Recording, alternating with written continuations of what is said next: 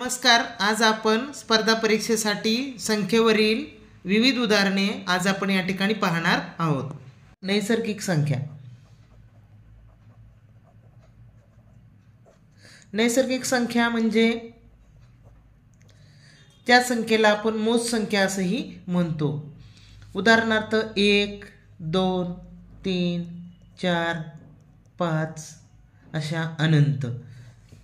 सगळ्यात मोठी नैसर्गिक संख्या सांगता येत नाही, पण सर्वात लहान नैसर्गिक संख्या 1 ही आहे.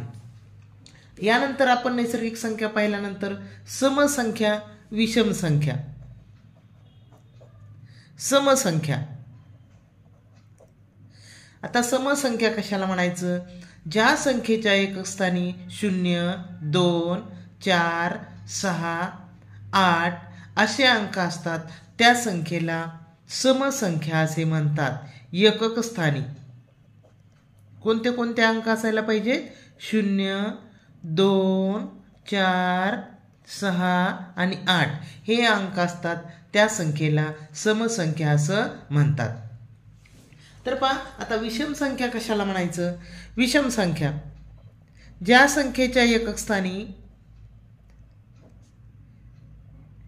स्थानी 1, 3, 5, 7 आणि 9 हे अंक असतात त्या संख्यांना विषम संख्या असं म्हणतात.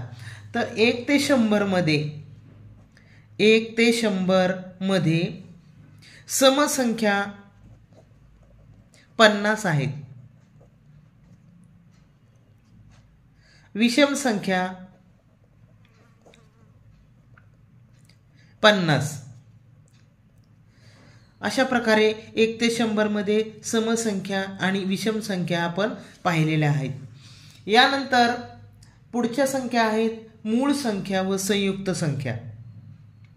मूळ संख्या व संयुक्त संख्या. आता मूळ संख्या कशाला म्हणायचं? ज्या संख्येला 1 किंवा त्याच संख्येने भाग जातो त्या संख्यांना मूळ संख्या असे म्हणतात. म्हणजे ज्या संख्येचा फक्त 1 व 30 संख्या हीच विभाजक असतात त्या संख्यांना मूळ संख्या असं म्हणतात. तर 1 ते 100 मध्ये एकूण 25 मूळ संख्या आहेत. तर सर्वात लहान मूळ संख्या 2 आहे आणि ती सम आहे. बाकीच्या सगळ्या विषम आहेत. त्यानंतर 3, 5, 7, 11, 13, 17, 19, 23, 29, 31, 37, 41, 43, 47, 53, 59, 61, 67, 71, 73, 79, 83, 89 आणि 97. 1, 2, 3, 4, 5, 6, 7, 8, 9, 10, 11, 12, 13, 14, 15, 16, 17, 18, 19, 20, 21, 22, 23, 24, 25 अशा एकूण 25 मूळ संख्या आहेत 1 ते 100 मध्ये. आता संयुक्त संख्या किती आहेत? ज्या मूळ नाहीत त्या संयुक्त संख्या.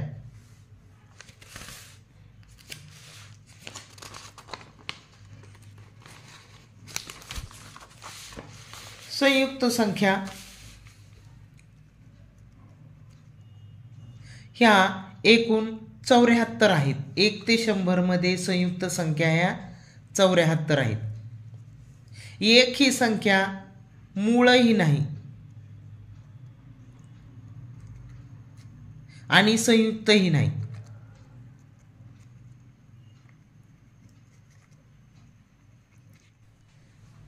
यानंतर जोडमूळ संख्या आपण पाहणार आहोत.